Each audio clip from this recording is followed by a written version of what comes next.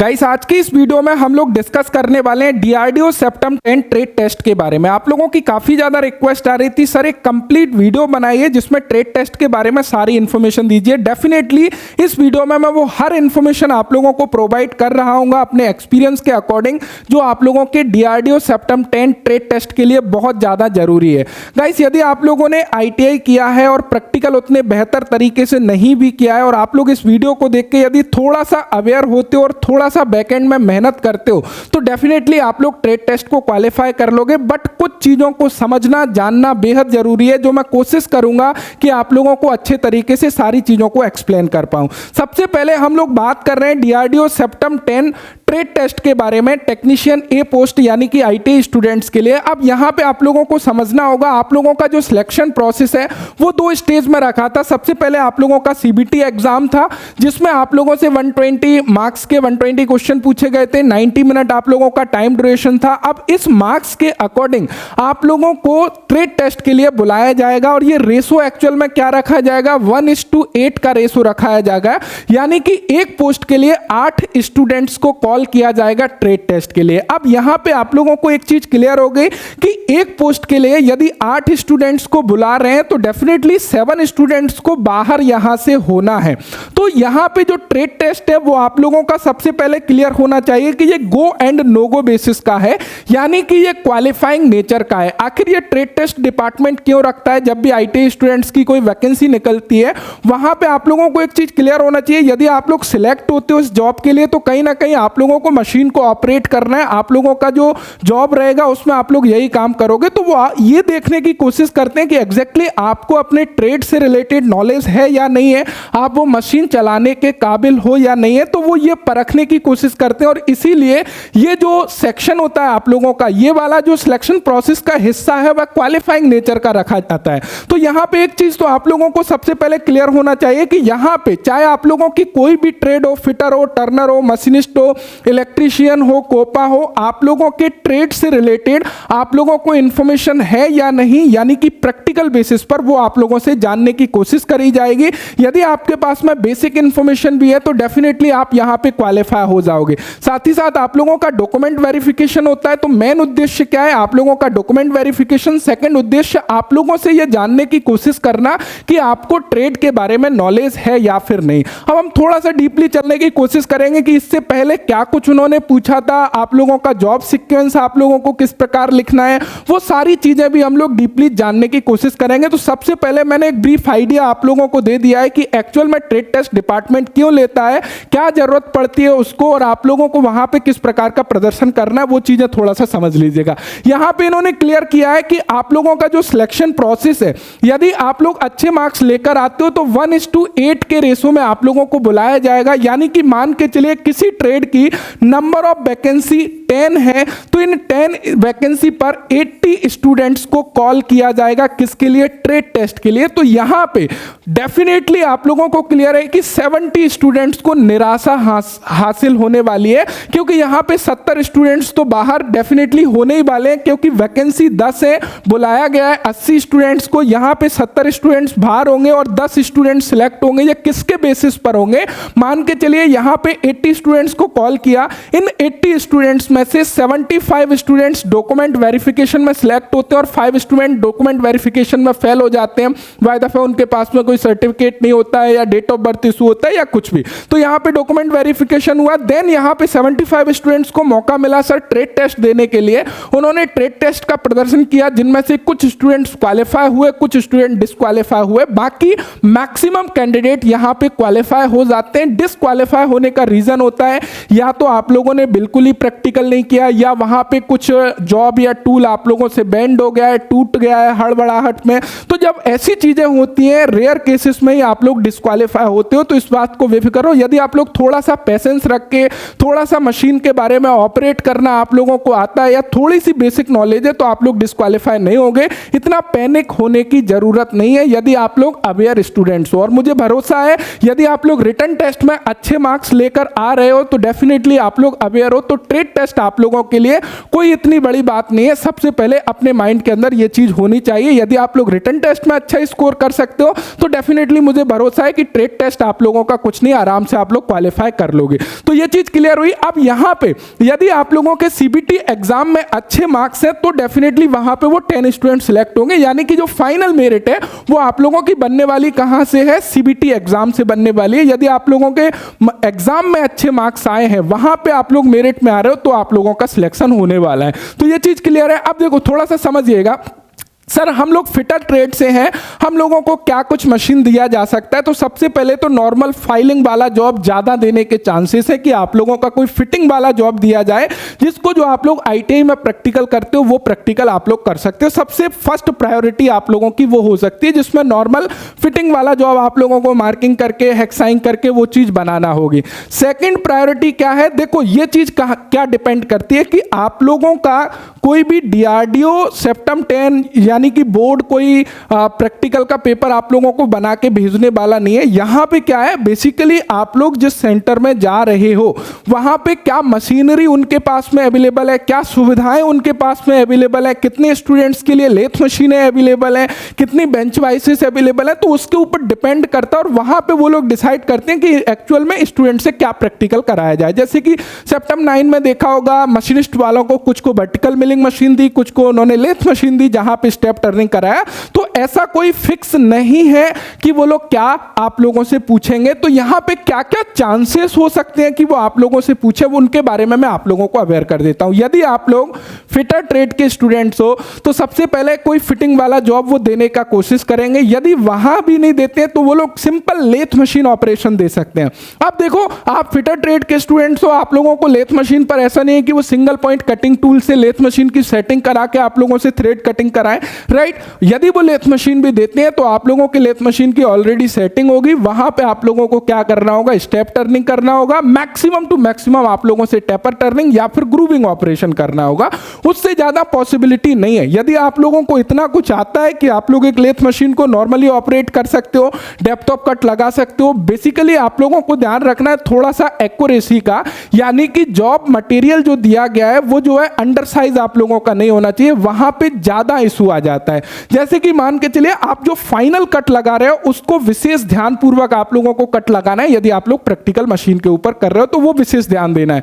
आप लोगों का थोड़ा सा ओवर साइज फिर भी चल जाएगा, लेकिन जहां अंडर साइज होता है उसको ज्यादा प्रॉब्लम आ जाती है। तो ये चीज समझ रहे हो।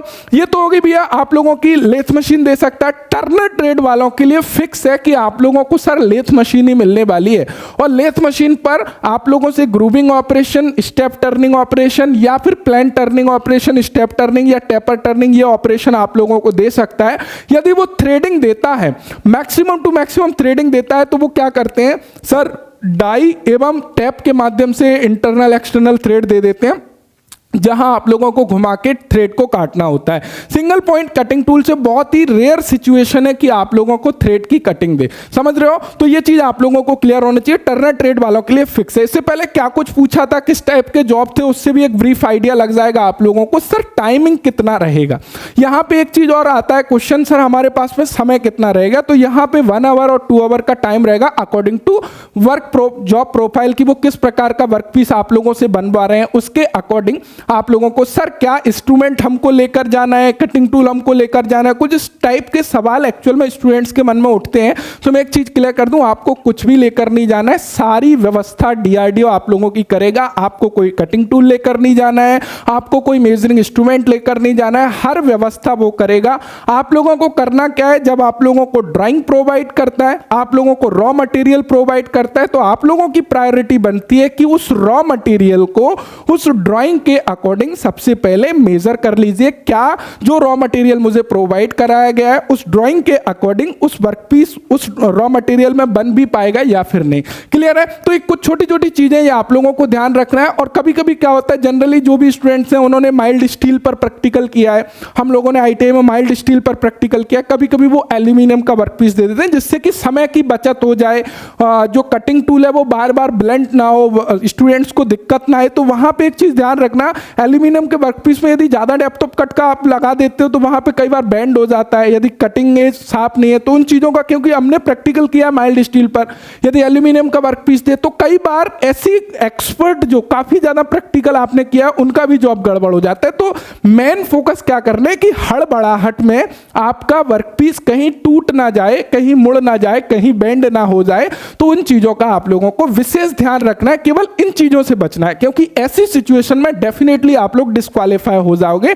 तो आप लोगों को हड़बड़ाना नहीं है, बहुत पेशेंस तरीके से सबसे पहले रफ कट लगाने है और उसके बाद में फाइनल कट जब लगाओ, बहुत अच्छे तरीके से ग्रेजुएशन देख के फाइनल कट लगाओगे, आपका फाइनल साइज आ जाएगा, कोई दिक्कत वाली बात है नहीं।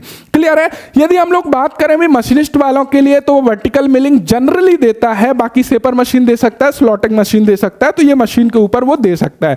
देखो सेप्टम 8 में यदि टर्नर वालों के वर्कपीस की बात करूं तो ये आप लोगों की ड्राइंग रही, जहां पे आप लोगों से कुछ इस प्रकार का वर्कपीस बनवाया गया। इसमें क्या था, आप लोगों को सिंपल एक रॉ मटेरियल दिया गया जिसको आप लोगों को फिशिंग करना था, चैम्परिंग करना था और यहां पे एक ग्रुप काटना था। सर अब ये ग्रुप काटने के लिए मैं एक चीज क्लियर करूं, जब भी कोई ऐसा ऑपरेशन देता है तो वो कटिंग टूल ऑलरेडी उनके पास में परफेक्ट एंगल में ग्राइंड किए हुए रहते हैं। तो ऐसा नहीं है कि आप लोगों को कटिंग टूल भी ग्राइंड करना है, बिल्कुल भी नहीं है, वो सारी चीजें रहती हैं। आप लोगों को बस देखना है डेप्थ ऑफ कट कितना देना है, ड्राइंग के अकॉर्डिंग वो डेप्थ ऑफ कट जो है आप लोगों को दे देना है, एग्जैक्टली आप लोगों का ग्रुप बनकर रेडी हो जाएगा। तो क्या इस वर्कपीस में किसी टर्नर वाले स्टूडेंट्स को कोई प्रॉब्लम आ सकती है? नहीं आ सकती। और डेफिनेटली मैं आप लोगों से बोल सकता हूं, आप लोगों का सेप्टम 10 का जो प्रैक्टिकल होने वाला है वो सिमिलर लेवल का होने वाला है, कोई एक्सट्रीम नहीं होगा कि आप लोगों को थ्रेडिंग ऑपरेशन भी है, नर्लिंग ऑपरेशन भी है, ग्रूविंग ऑपरेशन भी है, टेपर भी है, ऐसा बिल्कुल भी नहीं है। वो एक्चुअल में जानने की कोशिश करते हैं कि मशीन के बारे में बेसिक इंफॉर्मेशन है या नहीं, आप लोग ऑपरेट कर पाते हो या नहीं। तो उनका पर्पस ये होता है और वो पर्पस इस सिंपल वर्कपीस में उनका फिल हो जाता है। और उनके पास नंबर ऑफ स्टूडेंट्स काफी ज्यादा होते हैं जिनका प्रैक्टिकल कराना होता है, अलग अलग बैचेस में वो प्रैक्टिकल ले रहे होते हैं, तो बहुत सिंपल वर्कपीस रखने की कोशिश वो भी करते हैं। तो इस बात से आप लोग निश्चिंत रहिए। क्लियर है ना? तो यहां पे देखो टर्नर वालों के लिए सेप्टम 8 में जो दिया गया था वो कुछ इस प्रकार का वर्कपीस था। यहां पे आप लोगों को ग्रूविंग करना था, प्लेन टर्निंग करना था। अब यहां पे दिक्कत कहां आती है, सर जॉब सीक्वेंस किस प्रकार लिखें, तो उसके बारे में भी हम लोग थोड़ा सा मैं आपको गाइड करने की कोशिश करूंगा। मशीनिस्ट सेप्टम 8 में ये वाला वर्कपीस जो सिलेक्टेड स्टूडेंट्स हैं उन्होंने भेजा है, इसका वीडियो मैं ऑलरेडी पहले भी बनाया था। तो यहां पे आप लोग देख सकते हो कुछ इस प्रकार का वर्कपीस था जिसमें एक स्लॉट था, कुछ इस प्रकार का वर्कपीस आप लोगों को बनाना था। क्लियर है? चलिए अब देखो फिटर वालों के लिए नॉर्मली यदि ये वर्कपीस है तो आप लोगों को यहाँ पे इतना हार्ड नहीं, नॉर्मल वर्कपीस मिलेगा। मैं बेसिकली जॉब सीक्वेंस के लिए आप लोगों को दिखा रहा हूँ कि यदि ये वर्कपीस है तो जॉब सीक्वेंस में आप लोगों को कुछ छोटी छोटी चीज़ों को ध्यान में रखना है जब आप लोग जॉब सीक्वेंस लिख रहे हो। जैसे कि यहाँ पे क्लियरली सबसे पहले आप लोगों का जो पॉइंट होना चाहिए वो सभी स्टूडेंट्स के लिए ये पॉइंट तो होना ही चाहिए कि check the size of raw material using steel rule for part 1 and 2। आप लोग किसके माध्यम से रॉ मटेरियल को चेक कर रहे हो, वो इंस्ट्रूमेंट का नेम मेंशन हो गया। यहां पे ये क्लियर आप लोगों की थोड़ी सी अवेयरनेस को दिखाता है, जो जॉब सीक्वेंस है ना वो आप लोगों को दिखाता है कि कितना डीपली आप लोग समझ सकते हो। जैसे कि जैसे जैसे आप आगे चलोगे, file surface and right angle किसके माध्यम से चेक करें, check by using try square. यानी कि आप लोग जो चीजें करोगे प्रैक्टिकली तो वहां पे किस मेजरिंग इंस्ट्रूमेंट का यूज कर रहे हो, किस टूल का यूज कर रहे हो, तो जॉब सीक्वेंस में बेसिकली आप लोगों को वो चीजों को लिखना होता है। तो ये चीज मैं यहां पे थोड़ा सा शो करने की कोशिश कर रहा हूं।